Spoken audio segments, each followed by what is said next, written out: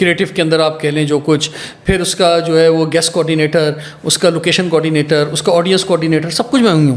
ٹھیک ہے، کچھ چیزیں ایسی تھی کہ ان کو ایک گلومی پکچر یہ بھی ہے کہ بہت سے I do not want to generalize this, لیکن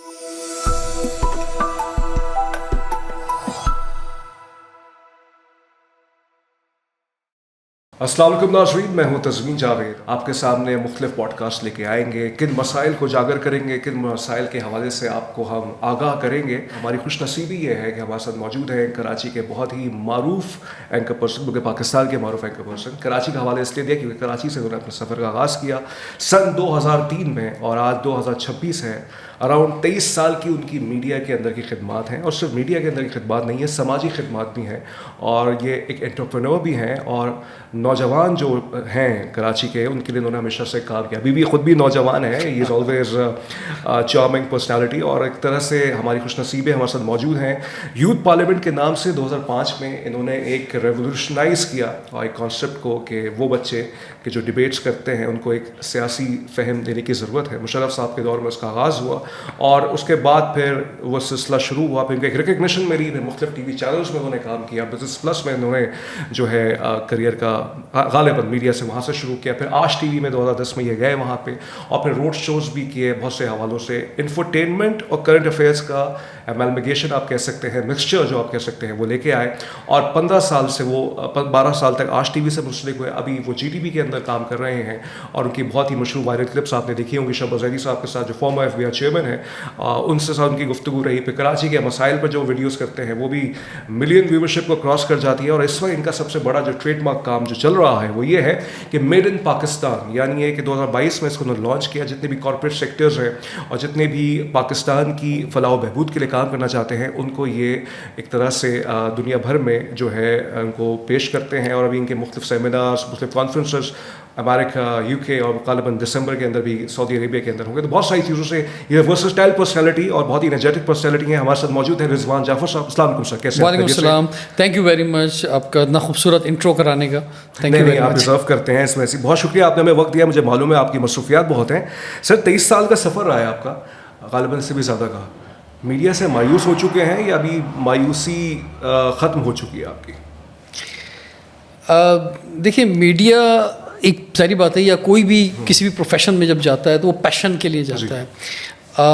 ہم جب اسکول لائف میں ڈبیٹر تھے تو ہماری بڑی خواہش تھی ٹی وی پہ آنے کی. اور اس وقت کراچی کے جو ڈبیٹرز تھے ہم سب پی ٹی وی کے باہر کھڑے ہوتے تھے. ہماری وہ ایج تو نہیں تھی کہ میٹرک کے بعد یا انٹر کے بعد یا ایون بیچلرس کے سٹارٹس میں کہ ہم ٹیلی ویژن پہ آ جائیں. اصولی طور پہ تو ہمیں اپنا بیچلرس کرنا چاہیے تھا، ماسٹرس کرنا چاہیے تھا، لیکن ایک کریز تھا کیونکہ ڈبیٹر تھے، کمپیئرنگ کرتے تھے. اور مجھے یاد ہے اس دور میں جو سوشل ایونٹس ہوتے تھے اس میں یعنی ایک دن میں کوئی 6 ایونٹ ہوتے تھے جس میں ہم کمپیئرنگ کر رہے ہوتے تھے. تو ہم چاہتے تھے ٹیلی ویژن پہ آ جائیں. پی ٹی وی پہ کا ایک ہی چینل تھا، تو وہاں تو خیر چانس نہیں ملا، اور نہ ملتا تھا، بہت مشکل کام تھا وہاں چانس ملنا، اور ینگ ایج بھی تھی. لیکن جب پرائیویٹ چینلز آئے اے آر وائی اور انڈس ویژن، تو وہاں سے پھر اسٹارٹ کیا. اسٹارٹ میں نے ایک بچوں کے پروگرام سے کیا اے آر وائی سے. دین جو یوتھ شو جو میرا فیمس ہوا وہ انڈس ویژن پہ کیفے ویژن تھا. تو وہ بس کبھی نہ پیسوں کے بارے میں سوچا، نہ کبھی یہ سوچا کہ یہ ہم کوئی اس کا مقصد جو ہے وہ کوئی رچ ہونا ہے. بس ایک کریز تھا، اس پہ کرتے چلے، اور وہ کریز آج بھی موجود ہے. ایسا نہیں کہ آج نہیں ہے، لیکن اب یہ ہے کہ ایک سفر طے کرنے کے بعد تھوڑی سی میں کہوں گا کہ یہ سوچتا ہوں میں کہ پاکستان میں چیزیں بڑی نہیں ہوتی. یعنی آپ دیکھتے ہیں کہ میڈیا کے اندر کہیں کوئی شو شروع ہوتا ہے، وہ شو کہاں سے کہاں چلا جاتا ہے دنیا میں ہم دیکھتے ہیں. کوئی جو ہے فلم ہے، اس کا بجٹ کہاں سے کہاں چلا جاتا ہے. ہمارے بجٹس نہیں بڑھ رہے. کیا کہہ رہے ہیں ہمارے جو ہے وہ نہ ہم ایون سیلریز نہیں بڑھ رہی لوگوں کی، نہ ہم ٹیکنیکل لوگوں کو ہمارے چینلز پیسے دے رہے ہیں، نہ آن ایئر کے جو فرنٹ پہ لوگ آتے ہیں ان کو جو ہیں صحیح جو ہے پیسے دے رہے ہیں. تو اس مہنگائی کے دور میں میڈیا جو ہے وہ ایک بہت بڑا چیلنج ہے. اور ظاہری بات ہے کہ بس آدمی اپنے شوق میں ہی کر لیتا ہے جو کر لیتا ہے. تو آپ کو الٹرنیٹیو کچھ سورسز کرنے پڑتے ہیں میڈیا کے اندر، تو آپ کی گاڑی چلتی ہے کہ جناب شوق بھی پورا ہو رہا ہے اور گھر بھی چل رہا ہے. ہاں، مطلب شوق آپ کو یہ اس وقت اس پروفیشن میں آنے کے لیے آپ اس کو ایک شوق سے ہی گردانیں گے. ہاں، مطلب یہ کوئی مطلب اس کو ہم یہ نہیں کہہ سکتے کہ یہ مستقل مزاجی والا کام ہے. دیکھیں یہ ایک وہ ہے کہ جناب ایک بال پہ چھکا لگ گیا تو بہت کچھ ہو جائے گا. کوئی بندہ اچانک عاطف اسلم بن جائے تو ایک الگ بات ہے, ٹھیک ہے. کوئی اتنا بڑا اسٹار بن جائے تو پھر تو اس کا پروفیشن ہے. لیکن رضوان صاحب ڈیجیٹلائزیشن کے بعد سے چیزیں کچھ تبدیل, اچھا بہت سے لوگ یہ رائے رکھتے ہیں کہ وہ لوگ جو الیکٹرانک میڈیا میں تھے, پہلے پرنٹ میں تھے, پھر الیکٹرانک کی جگہ لی, اب وہ الیکٹرانک سے ڈیجیٹل میں آ کے ٹرانسفارم نہیں ہو پا رہے. یعنی یہ کہ ڈیجیٹل کی جو ریکوائرمنٹس ہیں اس کے حوالے سے اپنے آپ کو اڈیپٹ نہیں کر پا رہے, اس وجہ سے ان کو نقصان بھی ہو رہا ہے. یعنی قصہ مختصر وہ یہ کہنا, مطلب جو ناقدین ہیں وہ یہ کہتے ہیں کہ ابھی بھی میڈیا میں جاب سروائیول ہو سکتی ہے اگر ہم ماڈرن تقاضوں کے تحت چلنا چاہیں. اس میں کتنی صداقت ہے؟ سوشل میڈیا ایک بالکل الگ دنیا ہے آف کورس. اب جو لوگ خاص طور پہ جیسے میں نے اسٹارٹ کیا انٹرٹینمنٹ سے, میں انٹرٹینمنٹ چینل میں کام کرتا تھا نا, تو میرے اندر وہ ایک نفسیات کے اندر ہے. میں آپ کے پاس ہی بیٹھا تو میں نے سوچا کہ میں یار کچھ پفنگ کر لوں, ٹھیک ہے, لیکن وہ میں نے کی نہیں, الگ بات ہے. میں نے سوچا, میں نے آتی کہا آپ کو نا, یہاں پہ میرے بیگ میں موجود تھی, ٹھیک ہے. میں نے سوچا کہ لائٹ جو ہے جناب کیسی ملنی چاہیے, چیزیں کیسی ہونی چاہیے. تو میں کبھی بھی میرے اندر ایک اہتمام آ گیا ٹی وی میڈیا کے لوگوں کے اندر اہتمام, جبکہ سوشل میڈیا میں کوئی بس یار موبائل اٹھاؤ شروع ہو جاؤ, آپ کیسے دکھ رہے ہو یہ میٹر نہیں کرتا, آپ ایون کیا بول رہے ہو یہ بھی شاید میٹر نہیں کرتا. اب بولنے کے لحاظ سے بھی میرا اپنا ایک ایڈیٹوریل ہے کہ میں اس کی ریسرچ میری کتنی ہے, یا میں اس میں جو بول رہا ہوں وہ ٹھیک ہے یا نہیں ہے, یا وہ اس کا کیا امپیکٹ پڑے گا. یا ایک ٹی وی کے اندر ایک سینسر بورڈ بھی ہوتا ہے. جب ہم اپنا شو کر رہے ہوتے ہیں تو سینسر بورڈ ہمارے ساتھ چل رہا ہوتا ہے. ہم سوچ رہے ہوتے ہیں کہ یار یہ بات آن ایئر جا سکتی نہیں جا سکتی, اسی حساب سے ہم بول رہے ہوتے ہیں. خود احتسابی کا چل رہا, بالکل وہ چل رہا ہوتا ہے. لیکن سوشل میڈیا پہ وہ بھی نہیں ہے. تو اب ایک جو لوگ میڈیا کے لوگ ہیں, کیونکہ ان کی ایک لائف اسٹائل وہ بن گیا ہے, تو اس لیے ان کو مشکل ہو رہی ہے سوشل میڈیا پہ. وہ اس کو جو ہے نا وہ اس ریس کو پکڑ نہیں پا رہے. نہیں, اس میں پھر رائے یہ بھی رضوان صاحب کہ ایک وقت میں ایک کام ہو جاتا تھا, اب آپ کو اس میڈیا انڈسٹری میں اپنے سروائیول کے لیے, مثال کے میری جیسے مثال ہے, میں جیسے ایک پروگرام اینکر ہوں, آپ بھی ہیں, آپ اور بھی کام کر رہے ہیں, ہم پوڈ کاسٹ بھی کر رہے ہیں, پھر ریسرچ کا کام بھی ہم سے خود سے ہی کرنا پڑتا ہے. یعنی we are wearing multiple hats, ہم بہت سی چیزیں پہنے ہوئے ہیں.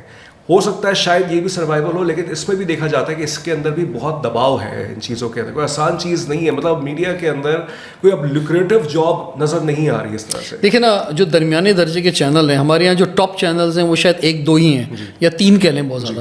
اس میں پھر بھی کسی حد تک آپ کو سہولتیں موجود ہیں آپ کے ساتھ. ادروائز جو چینلز ہیں اس میں آپ پروگرام اینکر جو ہے وہ پروڈیوسر بھی ہے, وہ ڈائریکٹر بھی ہے. جیسے میرا شو ہوتا ہے, میرا گرینڈ شو ہوتا ہے نا, میں یونیورسٹیز میں یا پولیٹیکل پارٹیز کے ساتھ کرتا ہوں, اسٹیج پہ 2 مہمان ہیں, سامنے آڈینس ہے. از اے ہیوج شو جو میں کرتا ہوں, ہفتے میں 2 دن کر رہا ہوتا ہوں. تو اب کتنا بڑا چیلنج ہے کہ میں اس کا director, producer, anchor, writer, creative کے اندر آپ کہہ لیں جو کچھ, پھر اس کا جو ہے وہ گیسٹ کوآرڈینیٹر, اس کا لوکیشن کوآرڈینیٹر, اس کا آڈینس کوآرڈینیٹر, سب کچھ میں ہوں. ٹھیک ہے. اب آپ سب کچھ جب خود ہیں تو, اور پھر آپ سوچیں نا کہ آپ پھر اپنا ایز این اینکر جو اصل کام ہوتا ہے اس میں آپ کی کیا کریٹیوٹی بچتی ہے جب آپ اس ٹینشن میں ہوں گے کہ باقی چیزیں دیکھ رہے ہوں گے آپ, تو پھر آپ کا آف کورس کمپرومائز ہوتی ہیں چیزیں, آپ وہ کوالٹی نہیں دے سکتے. کمپرومائز بھی ہوتی ہیں, اور پھر جو مارکیٹ ریٹ ہے اس حساب سے پیسے بھی آپ کو نہیں مل رہے نا, پھر بہت سی چیزیں جو آپ کر رہے ہیں اس حساب سے. نہیں, وہ تو بالکل بھی نہیں مل رہا ہے. وہ تو میں نے کہا وہ تو شوق رہ گیا نا خالی, وہ تو پیسے تو نہیں رہے. اب جو ہمارے 2-3 چینلز کے علاوہ ان میں بھی 2-4 سلاٹ جو ہے آپ کے 8 بجے کے 10 بجے کے, اس کے علاوہ تو سب شوق میں کام کر رہے ہیں. Interesting, very interesting. اچھا رضوان صاحب یہ بتائیے گا پھر آگے کا پھر سولوشن کیا ہے؟ پھر سولوشن تو یہی ہے کہ جو لوگ اس انڈسٹری میں رہنا چاہتے ہیں وہ مثبت بات بھی تو کرنی ہے نا. مثبت بات تو یہی ہے کہ آپ پھر سوشل میڈیا کی طرف آئیں. صحیح. اور اب دیکھیں میں آپ کو بتاؤں, ہم ایک اسلام آباد میں NDU میں ایک میڈیا ورک شاپ کے اندر تھے, تو 2 ویکس ہی ہم نے اٹینڈ کی. تو اس میں میڈیا کے بھی اینکرز تھے, اس میں سوشل میڈیا کے بھی لوگ تھے. تو میں ایک دفعہ ایک لنچ پہ بیٹھا ہوا تھا, اس میں میری ٹیبل پہ سارے سوشل میڈیا کے ٹاپ جو یوٹیوبرس ہیں وہ بیٹھے ہوئے تھے. تو انہوں نے مجھ سے کہا, کہنے لگے کہ بھائی آپ پراپر سوشل میڈیا کیوں نہیں کرتے, مجھ سے سوال کیا انہوں نے. اور آپ کی تو یوتھ پارلیمنٹ ہے, 40,000 ایلیمنائی ہے اس کا, اتنی بڑی تعداد ہے. پھر اس کے علاوہ ایک لانگ جرنی ہے یونیورسٹیز کے ساتھ. تو میں نے ان سے کہا کہ میں اس لیے نہیں کر پاتا کیونکہ میں نے کہا آپ کیا کرتے ہو, آپ سوشل میڈیا کرتے ہو نا, تو آپ اس کے علاوہ کوئی اور کام کرتے نہیں ہو. میں بہت سارے کام کرتا ہوں. تو یوٹیوب پہ یا سوشل میڈیا پر اگر آپ نے سکسیس دینی ہے تو آپ کچھ اور نہیں کر سکتے. آپ کو ڈیلی, آپ وہ ایک ریس ہے. اچھا اس میں جو ہے نا میرٹ بہت زیادہ ہے, ٹی وی پہ تو پھر بھی چل جاتا ہے, کچھ بھی شو کر لو چلو ٹھیک ہے. ٹی وی ٹیلی ویژن پہ تو مثلا اینکر کی اتنی پاور ہوتی ہے کہ جو پروڈیوسر, جو اگر غلطی سے کوئی چینل والا پروڈیوسر دے بھی دے, یا چینل کے مالکان کو پتہ بھی نہیں ہوتا کہ آپ کیا آن ایئر کر رہے ہو, کون سا گیسٹ ہے آپ کے پاس. جب اسکرین پہ آتا ہے تو پتہ چلتا ہے اچھا آج رضوان صاحب کا ٹاپک یہ ہے ٹھیک ہے. تو وہاں تو بہت زیادہ کوئی میرٹ ایسا کوئی خاص نہیں ہے ہمارے درمیانے درجے کے چینلز کے اندر. لیکن جو یوٹیوب ہے اس میں ایک میرٹ ہے, اس میں ڈیلی بنیاد پہ وہ آپ اس کو جو ہے نا وہ ڈاج نہیں دے سکتے کسی طرح سے, آپ کو بہت محنت کرنی پڑے گی. تو آپ محنت کیجئے اس کے اندر, تو یہ پازیٹیو بات یہی ہے. اور اس میں ایک ٹائم لگتا ہے.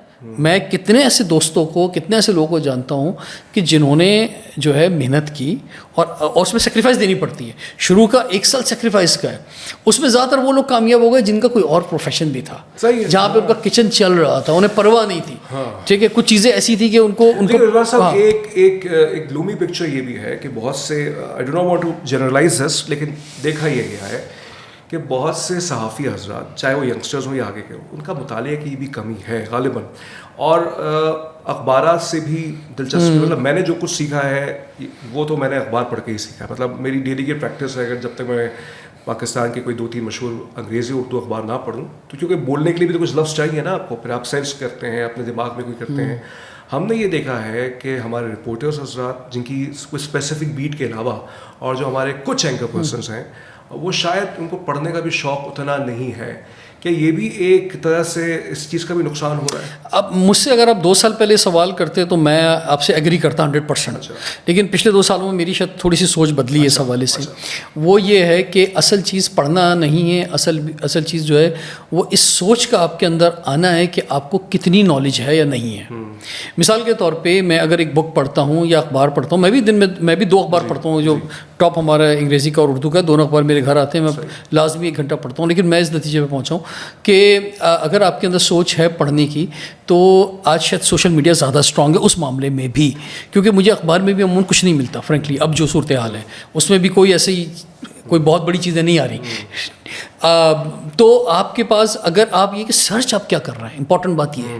آپ اگر سوشل میڈیا پہ سرچنگ پہ آپ کی کیا چیز ہے, آپ کون سی ویڈیوز دیکھ رہے ہیں. اگر میں ایک پوری کتاب پڑھتا ہوں, لیکن اگر میں ایک 5 منٹ کی ایسی ویڈیو دیکھ لیتا ہوں کہ جس میں اسمارٹ جو ہے نا وہ ساری چیزیں کور ہو جائیں گی, تو آپ سوچیں کہ میں جو پوری کتاب 3 دن میں پڑھتا, وہ میں 5 منٹ کی ویڈیو میں مجھے وہ چیز مل رہی ہے. پھر آپ کتنا سسٹین کرتے ہیں. میں آج ہی ایک کانفرنس میں تھا, تو کانفرنس تو خیر آئی ٹی کی تھی وہ, لیکن مجھے لگا کہ بہت بورنگ ہو گیا ہے, یعنی کہ بہت زیادہ ہم نے شاید پینل ڈسکشن کر لیے. تو میں نے بیچ میں ایک بریک دیا, تو میں نے سوالات کرنے شروع کیے آڈینس سے. میں نے کہا مجھے بتائیں ایک دن میں کراچی میں کتنے موبائل چھنتے ہیں. ایک تفریح میں نے پوچھی. اب وہ سارے بڑے سی اوز لیول کے لوگ بیٹھے ہوئے تھے آئی ٹی کے. اب مجھے بس ڈفرینٹ کوشچنس آنے شروع ہو گئے. میں نے کہا بھائی دیکھیے 2025 کا ایوریج بتائیں آپ مجھے, میں ایک دن کا پوچھ رہا ہوں. تو مجھے شاید کوئی صحیح جواب نہیں دینے کا. بھائی 50 موبائل ایک دن میں چھنتے ہیں کراچی میں. میں نے دوسرا سوال, موٹر سائیکل کتنی چھنتی ہیں یا چوری ہوتی ہیں ایک دن کے اندر.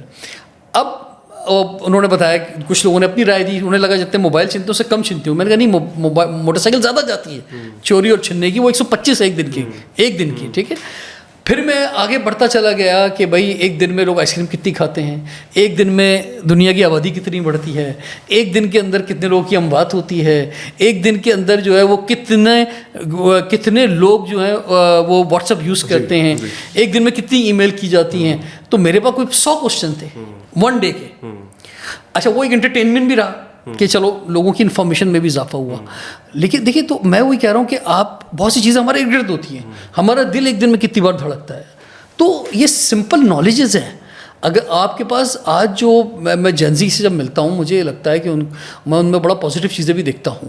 تو وہ تو کتاب نہیں پڑھتے, وہ تو اخبار نہیں پڑھتے, لیکن وہ شاید ہم سے زیادہ انفارمیشن رکھتے ہیں. کبھی کبھی کچھ چیزوں میں سرپرائز کر دیتے ہیں. انفارمیشن, آئی تھنک انفارمیشن اور نالج میں کہیں نہ کہیں ہمیں فرق کرنا پڑتا ہے. انفارمیشن تو یہ ٹھیک ہے کہ فون کیسے چلانا ہے, یہ انفارمیشن ہے, لیکن غالباً میری یہ سوچ ہے, غلط بھی ہو سکتی ہے. نالج جو ہے وہ غالباً آپ کو بٹوین دا لائنس دیکھنے کا بھی زاویہ دیکھتی ہے, ایک انالیٹیکل مائنڈ سیٹ بھی پیدا کرتی ہے, جو میں محسوس کر رہا ہوں تجزیاتی عمل غالباً اب بہت کم ہو گیا ہے لوگوں کا, مطلب مشاہدات اور وہ آپ کو پڑھنے لکھنے سے ہی غالباً مستحکم ہوتے ہیں, اس کے بیسس پہ آپ ایک انالیسس کرتے ہیں آگے کے حوالے سے, ماضی کی مثالوں سے. وہ آج کل کے کچھ نوجوانوں میں اس چیز کی اس متعلقہ فیلڈ بالکل وہ ڈیپتھ تو کم ہو گئی ہے نا. اب کس نے جو اشفاق احمد کو پڑھا ہوگا, یا کس نے بانو قدسی کو پڑھا ہوگا, یا کس نے مشتاق احمد یوسفی کو پڑھا ہوگا, یا کس نے جو ہے وہ مختار مسعود کو پڑھا ہوگا, یا کس نے جو ہے وہ پوری پوئٹری کی کتابیں پڑھی ہوں گی, جو سب کچھ ہم ایز اے ڈیبیٹر کرتے رہے ہیں. تو آف کورس وہ چیزیں تو نہیں ہیں, لیکن آپ لا بھی نہیں سکتے. مسئلہ تو یہ ہے نا, آپ لا بھی نہیں سکتے. تو اب آپ یہ ہے کہ آپ اسمارٹ ورک کروا لیں چلیں ان سے. تو وہ اب آپ مثال کے طور پہ میں پوئٹری کی بات کروں تو اب پہلے میں پوری دیوان خریدتا تھا, میرے گھر آپ آئیں گے ہزاروں کتابیں, لیکن اب مجھے جو پوئٹری کا مزہ مجھے اب میرے موبائل فون پہ آتا ہے پڑھنے میں, اور میرے پاس اور جو میں اسکرین شاٹ لیتا ہوں تو دن میں میرے پاس کم سے کم میں نوٹ کرتا ہوں کبھی تو ایک دن میں 50 سے زیادہ اسکرین شاٹ لے چکا ہوتا ہوں. اب میرے پاس کتنا ڈیٹا آ گیا ہے ایسی پوئٹری کا یا کچھ اچھی کوئی بات کا, وہ نالج مل رہی ہے. اچھا رضوان صاحب, بالکل ہمارے پاس ہم آپ کے ساتھ تشنگی رہے گی کیونکہ وقت کم ہے اور میں چاہوں گا کہ گفتگو طویل, بس 2-3 سوال مجھے آپ سے اور کرنے ہیں. یہ بتائیے گا جو یوتھ پارلیمنٹ کا آپ نے کانسیپٹ لے کے آئے تھے 2005 میں, اس کے پیچھے سوچ کیا تھی, یہ ہم جاننا چاہتے ہیں, سمجھنا چاہتے ہیں. کیونکہ اور وہ جو لڑکے تھے, یہ لڑکیاں جو تھیں اس وقت کہاں ہیں, کہ کسی بڑی پوزیشنس پر ہیں, یا انہوں نے صرف شوقیہ کیا تھا, کوئی فائدہ ہوا ان کا؟ دیکھیں, آپ جب کسی پولیٹیکل پارٹی میں جائیں گے نا تو آپ کو پتہ چلے گا کہ ان کی بیس جو ہے کوئی اسٹوڈنٹ یونین ہے. صحیح, وہ ایک بڑا زبردست نظام تھا کہ کسی یونیورسٹی میں اسٹوڈنٹ یونین ہوتی تھی, الیکشن ہوتے تھے, اور وہ یہ آج والا امیج نہیں تھا کہ جناب ایک دوسرے فائرنگ ہو رہی ہے, ڈنڈے مارے جا رہے ہیں, بلکہ جو بیسٹ بچہ ہوتا تھا وہ الیکشن جیتتا تھا. تو اور وہ پھر بہت ساری حمد ثابی سرگرمیاں اسے کہتے ہیں وہ کرتے تھے. جب اس میں پابندی لگی تو ایک خلا پیدا ہو گیا. تو میں مختصر, ظاہر بات آپ کا ٹائم کم ہے تو میں مختصری بات کروں گا. تو ہم نے اس کا ریپلیسمنٹ دیا یوتھ پارلیمنٹ, کہ یہاں پر آئیں گے, یہاں وہ پولیٹیکل ٹریننگ ہوگی, یہاں وہ لیڈرشپ ٹریننگ ہوگی, یہاں وہ الیکشنز ہوں گے, یہ چیزیں ہوں گی, تو آپ کے اندر جو ہے وہ ایک تبدیلی آئے گی. اور پاکستان کے نوجوانوں کو پتہ ہونا چاہیے ان کے کیا رائٹس ہیں, پاکستان کے آئین میں کیا لکھا ہوا ہے, پاکستان کی کیا پالیسیز ہونی چاہیے. تو یہ سب چیزیں ہم نے 21 سال ہو گئے, ابھی بھی سلسلہ جاری ہے, آج کی تاریخ میں بھی جاری ہے. تو ان 21 سالوں میں آف کورس کچھ 40,000 سے زیادہ نوجوانوں نے ہمیں جوائن کیا, اور اس میں آف کورس جو ہمارے ایلمنائی ہیں وہ بہت ساری پولیٹیکل پارٹیز میں گئے, وہ آزاد تھے, وہ کسی پارٹی کو بھی جوائن کریں, وہ یا کسی بھی شعبے میں گئے, میڈیا میں بہت نوجوان موجود ہیں, یا کسی بھی شعبے میں گئے تو وہ کچھ نہ کچھ ڈفرینس انہوں نے کریٹ کیا, انہیں ایکسپوجر ملا. دیکھیں ہم جب وہ الیکشن میں حصہ لیتے تھے, پھر گورنر ہاؤس میں آ کے حلف لیتے تھے, ایک حلف لینا گورنر سے ایک پریسٹیج ہے نا, اس کے پیرنٹس کے لیے بھی بڑی بات ہے. یا پھر ہماری فیڈرل کیبنٹ کے پریزیڈنٹ ہاؤس میں حلف برداری کی تقریب ہوتی ہے, ادھر جا کے حلف لینا. پھر دنیا میں کوئی 50 سے زیادہ ملکوں میں نوجوانوں نے ریپرزینٹ کیا پاکستان کو, میں خود بھی کوئی 40-50 ملکوں میں گیا ہوں. تو اس طرح وہ آپ کی لائف چینج ہوتی ہے, آپ کو ایکسپوجر ملتا ہے. اچھا, انہی راستوں سے پھر آپ کا کیریئر بنتا ہے, انہی چیزوں سے آپ کو کوئی سی او ملتا ہے کسی کانفرنس کے اندر, وہ کسی کی جاب لگ جاتی ہے, پھر آپ کا سی وی کہیں جاتا ہے تو وہ 4 MBA آئے ہوئے ہیں, لیکن ایک ان میں وہ ہے جو یوتھ پارلیمنٹ کے کا ممبر رہا ہے یا اس نے اپنی چیزیں لکھی ہوئی ہیں, تو اس کو ایک پرائرٹی ملتی ہے, وہاں نیٹ ورکنگ بھی ملتی ہے. بالکل, اور یہ آپ نے بہت ہی ایک بہت بڑا کام کیا ہے, نو ڈاؤٹ سے بہت سے لوگ مستفید ہوئے. ہمارے نیٹ ورک میں بھی ایسے بہت سے لوگ ہیں جو یوتھ پارلیمنٹ میں رہے ہوئے, میڈیا کے بہت ٹاپ پوزیشنس میں بھی رہے. اسی طرح سے جو میرا شو تھا کیفے ویژن, اس کی جو خاص بات تھی, جو میں نے 5 سال انڈس ویژن پہ کیا, لڑکے لڑکیاں بیٹھے ہیں, اور وہیں سے یوتھ پارلیمنٹ بنی تھی, بیسیکلی اس شو کی وجہ سے بنی تھی. تو اس میں ہر دفعہ ایک نیا سنگر آتا تھا. جیسے کتنے ایسے فیمس سنگر ہیں جنہیں پہلی بار وہ کیفے ویژن میں آئے, کتنے ایسے آج اینکرز ہیں, ایکٹرز ہیں, پولیٹیشین ہیں, جو جب مجھے ملتے ہیں تو کہتے ہیں یار ہمیں زندگی میں پہلی بار ٹی وی پہ آپ کے شو میں آئے تھے. تو وہی ایک پلیٹ فارم تھا آف کورس. تو اصل چیز تو پلیٹ فارم دینا ہے, اپارچونیٹی دینا ہے. دیکھیں یہی گورنمنٹ کا, ریاست کا کام ہوتا ہے کہ آپ مواقع دیں لوگوں کو. وہ مواقع نہیں ملیں گے تو یہ بچے کہاں جائیں گے, مواقع نہیں ملیں گے بچے کہاں جائیں گے. رضوان صاحب یہ بتائیے گا, جو میڈ ان پاکستان اب آپ کام کر رہے ہیں, یہ بھی بہت ہی بڑا انیشیٹو ہے, اس کی کیوں ضرورت پڑی آپ کو اس کام کی, اور کارپوریٹ سیکٹر کے ساتھ آپ نے لائن کیوں کیا تھا آپ کو؟ میں نے سوچا کہ یار کوئی کوئی ایسی چیز میں سوچوں کہ جو بہت سارے سوالوں کا جواب ہو, جس سے پاکستان کا مستقبل جو ہے وہ سیف ہو سکے. تو اس کا جواب میڈ ان پاکستان میں مجھے ملا. میں آپ کو بتاؤں, میں یوتھ پارلیمنٹ آلریڈی چل رہی ہے پچھلے 21 سالوں سے, تو اس کے ساتھ ساتھ ہم نے اس کو اسٹارٹ میں ایک یوتھ پارلیمنٹ کے پروجیکٹ کے طور پہ اسٹارٹ لیا. 4-5 سال تک ہم ویسی چیزیں کرتے رہے ہیں. دین مجھے محسوس ہوا کہ یہ بہت بڑا پروجیکٹ ہے, اس کو الگ سے ایک ادارہ بنانا چاہیے. پھر ہم نے 2022 میں پریزیڈنٹ آف پاکستان کو بلایا کراچی, اور 35 CEOs کو ہم نے ایوارڈ دلایا, عارف الوی صاحب کو. اور پھر وہاں سے ہم نے جو ہے اس کا ایک نیا سفر شروع کیا. پھر ہم نے میڈ ان پاکستان پروڈکٹس اور سروسز کے جو CEOs ہیں انہیں ہم لے کے یورپ گئے, پہلے امریکہ گئے 2023 میں, دین 2025 میں ہم مئی میں ہم UK لے کے گئے, ہاؤس آف لارڈ میں آ کے ہم نے پروگرام کیا.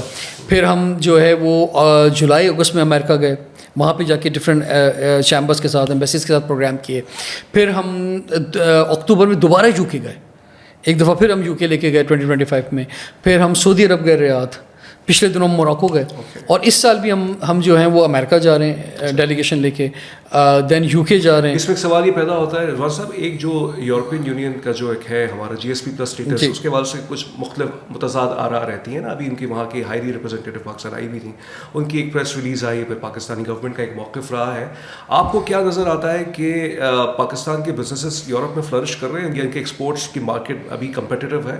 کیا آپ کو نظر آتا ہے پاکستان کی جو پروڈکٹس ہیں اور پاکستان میں جو لوگ چاہتے ہیں ان کی ایکسپورٹ بڑھے, آف کورس ان کو بہت چیلنج ہے, بہت چیلنج ہے ان کو. کیونکہ دیکھیں چیلنج اس وقت آتا ہے کہ جب کسی بھی کام کے اندر 3 لوگ مقابلہ کر رہے ہیں, اور وہ 2 کوئی بھی پروڈکٹ جو بنا رہے ہیں وہ آپ سے سستی بنا رہے ہیں, تو آپ سے سستی دیں گے, آپ کیسے ان کا مقابلہ کریں گے؟ تو یہ ایک بہت بڑا چیلنج ہے. پاکستان میں جو انرجی کرائسس ہے, گیس, پانی, بجلی, پھر لینڈ مہنگی ہونا, پھر ظاہری بات ہے کاسٹ آف پروڈکشن جو بڑھ گئی ہے, تو اس کی وجہ سے ایک بہت بڑا چیلنج آ گیا ہے. لیکن پھر بھی ہم ڈینم میں کیونکہ ایک اسپیشلٹی رکھتے ہیں, تو اس میں ہمیں ایک ایج مل جاتا ہے. امریکہ میں بھی, یورپ میں ہم جو ہے وہ ٹاول کے اندر تھوڑا ایج رکھتے ہیں, تو ادھر ہمیں مل جاتا ہے. ہم جو ہے وہ پہلے ہم کاٹن میں بھی ہمارا بہت بہتر ہوتی تھی, اب وہ نہیں ہے. اسی طرح سے جیسے پنک سالٹ کی بات کی جاتی ہے پاکستان کی, اس میں ہمیں ایک ایج مل جاتا ہے. پھر ہمارے جو سرجیکل آئٹمس ہیں وہ دنیا میں بڑی اس کی ایک مانگ ہے, اور وہ میں خود بھی حیران ہو جاتا ہوں. ابھی موراکو میں بھی ایک ایگزیبیشن ہم نے اٹینڈ کی سرجیکل آئٹم کی, اس میں سب سے زیادہ پاکستان کے اسٹالس تھے, تو ہمیں پرائڈ ہوتا ہے. اسی طرح سے جو آپ سوچیں فیفا ورلڈ کپ ہو رہا ہے, ہماری ٹیم نہیں ہے لیکن ہر ٹیم ہماری فٹ بال سے کھیل رہی ہے, تو وہ جو ہمارے اسپورٹس پروڈکٹس ہیں اس میں ہمیں ایک ایج حاصل ہے. تو جہاں پہ دیکھیں جہاں پہ ہمیں کہیں کوئی ویلیو ایڈیشن حاصل ہے, تو وہیں ہم گرو کر جاتے ہیں.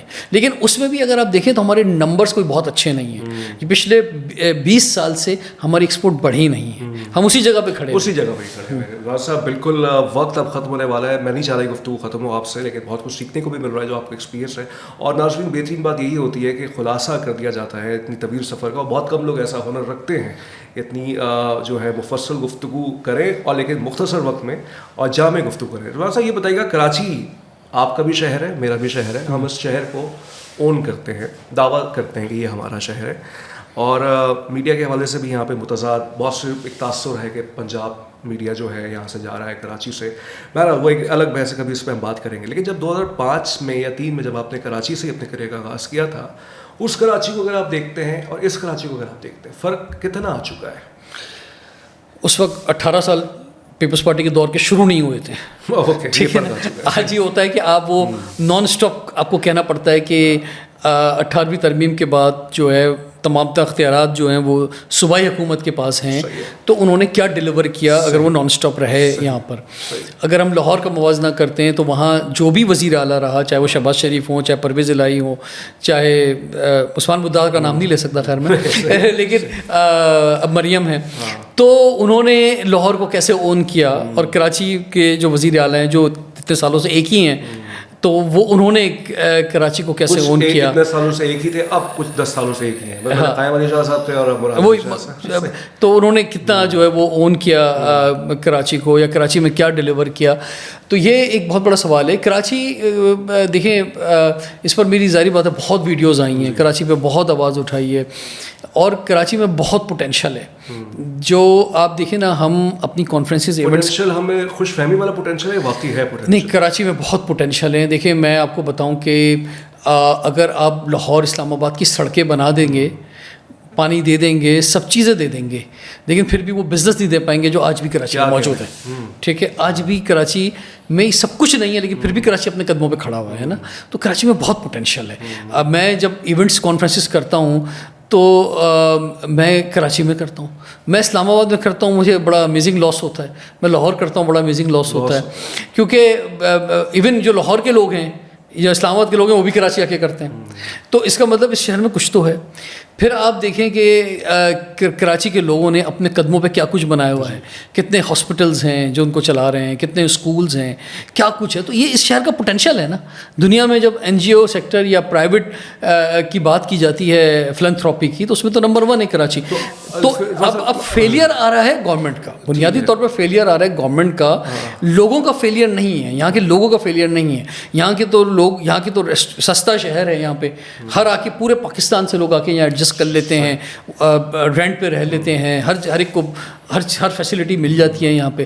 لیکن جو فیلئر ہے گورنمنٹ کا ہے کہ گورنمنٹ جو ہے وہ ڈیلیور نہیں کر پا رہی. اور گورنمنٹ سے بھی جو مطالبہ ہوتا ہے نا, وہ یہ نہیں ہوتا کہ کوئی بہت ایکسٹرا آرڈنری آپ کراچی میں پیسہ خرچ کر دیں. یہ بھی میں آپ کو بتاؤں, وہ مطالبہ یہ ہوتا ہے کہ کراچی کے نام پہ جو آپ کو پیسہ مل رہا ہے وہ کراچی پہ لگ جائے. کراچی اگر 70% ریونیو دیتا ہے تو ظاہری بات ہے کراچی یہ تو نہیں کہہ سکتا جناب ہم 70% ریونیو دیتے ہیں, وہ 70% ہمارے پہ لگا دو. ایسا تو پاسبل نہیں ہے, کیونکہ آپ کا ایک طریقہ کار ہے کہ پورے پاکستان سے جہاں بھی بجلی جمع ہوگی یا جہاں سے بھی پیسے جمع ہوں گے وہ نیشنل گرڈ میں جائیں گے, لیکن اس میں ایک تاثر یہ بھی ہے آبادی کے حساب سے ڈسٹریبیوٹ ہوں گے. وہ لوگ یہ کہتے ہیں کہ کراچی میں ہیڈ کوارٹرز ہے نا, مطلب کمپنیز کے, آرگنائزیشنز کے, تو یہ کہنا ہے کہ پورا کراچی کما کے دے رہا ہے یا 60-70%, تو اس میں بھی لوگ کہتے ہیں کہ یہ بات پوری طرح سے صحیح نہیں ہے.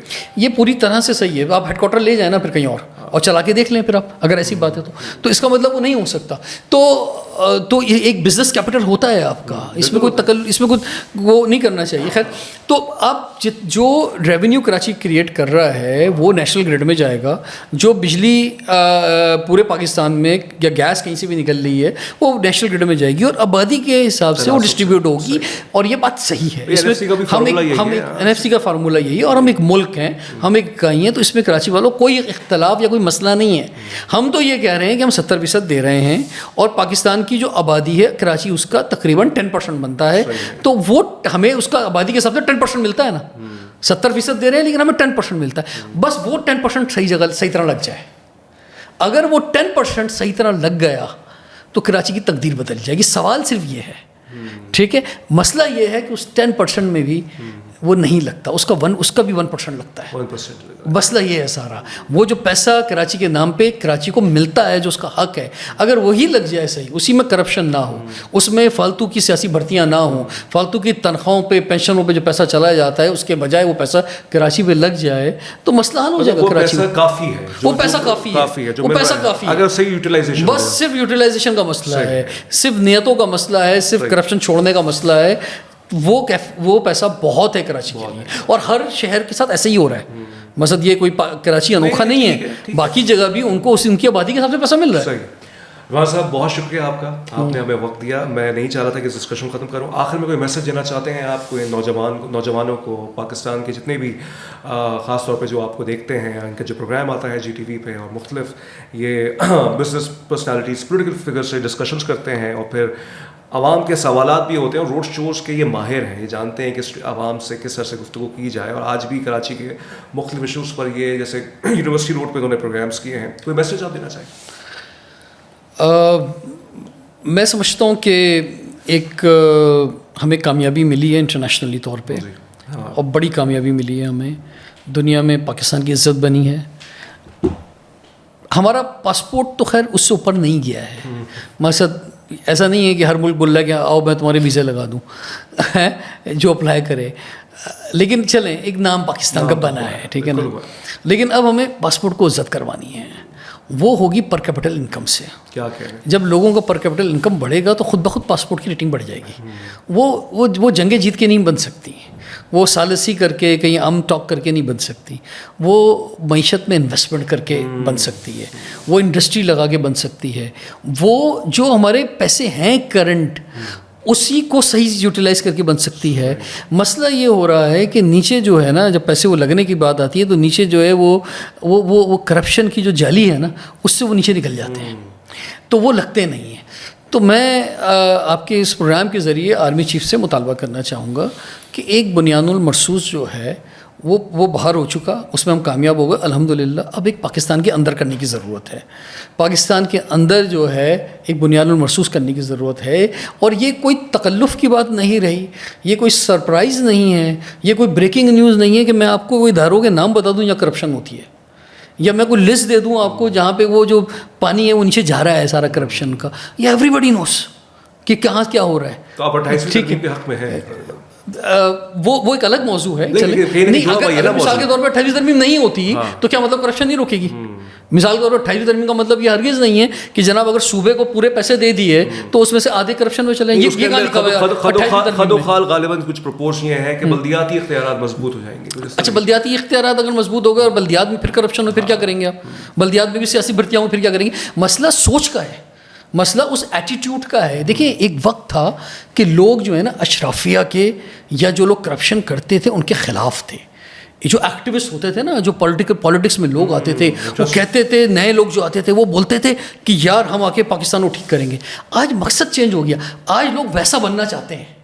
لوگ بولتے ہیں یار یہ پیسے بنا کے آج اس بنگلے میں پہنچ گیا ہے, اس گاڑی میں پہنچ گیا, میں بھی وہ کروں گا. تو ہم نے سائنس ہی بدل دی, پالیٹکس کی اور سیاست کرنے کی اور اوپر جانے کی ہم نے سائنس بدل دی. یعنی پہلے ہم ان چیزوں کے خلاف ہوتے تھے, منفی پیراڈائم شفٹ ہو چکا ہے. پہلے ہم ان چیزوں کے خلاف ہوتے تھے پہلے. آج ہم ویسے بننا چاہتے ہیں. ایک ایسا ملک جو اسلام کے نام پہ بنا, جو اس یعنی جو پورا ملک کی 98% آبادی اس یعنی صادق اور امین کی ماننے والی ہے, اور کوئی صادق امین بننے کو تیار نہیں ہے. تو یہ تو بڑی حیرت انگیز بات ہو گئی ہے. تو کیونکہ ہمارا کلچر چینج ہو گیا. یہ بیسیکلی قوموں کے کلچر ہوتے ہیں, نفسیات ہوتی ہیں. اب یہ چینج ہو گئی ہے, اور جو ایسا نہیں کرتا وہ یا تو بے وقوف ہے جی, اور اگر بیوقوف نہیں ہے تو پھر وہ سسٹم میں رہتا نہیں, اسے سائڈ میں بٹا دیا جاتا ہے. بہت شکریہ آپ کا رضوان جعفر صاحب, آپ نے ہمیں وقت دیا اور آپ سے بہت ہی نہیں, میں آپ کا بھی شکریہ ادا کرنا چاہوں گا اور آپ کی تعریف بھی کرنا چاہوں گا کہ آپ نے جناب بہت خوبصورت انداز میں جو ہے وہ سوالات کا کمال ہے. بات یہ ہے کہ گفتگو جواب سے ہی پھر سوال بنتے ہیں, اور آپ نے بہت بہترین جوابات دیے, اور پھر سوال کرنا تو ہمارا کام ہے. غالباً ہم اس کو مزید اور طولانی کر سکتے تھے, لیکن مختصر سے انشاءاللہ پھر سے میں آپ کو کبھی زحمت دوں گا. ورسٹیلٹی ہے ان کی ایکسپیرینسز کے اندر, اس سے ہم نے کچھ سیکھنے کی کوشش کی. آپ بھی اس پوڈ کاسٹ کو دیکھیے, اس کو آگے پھیلائیے, شیئر کیجیے, اور اپنا کامنٹ سیکشن پہ اپنے فیڈ بیک سے ہمیں آگاہ کیجیے شائستگی کے ساتھ, اور تاکہ اگر اس میں اور امپروومنٹ کی ضرورت ہوگی انشاءاللہ ہم مزید اس کے اندر اور بہتری لائیں گے. تسمین جاوید کو اجازت دیجیے, اپنا خیال رکھیے گا. اللہ حافظ.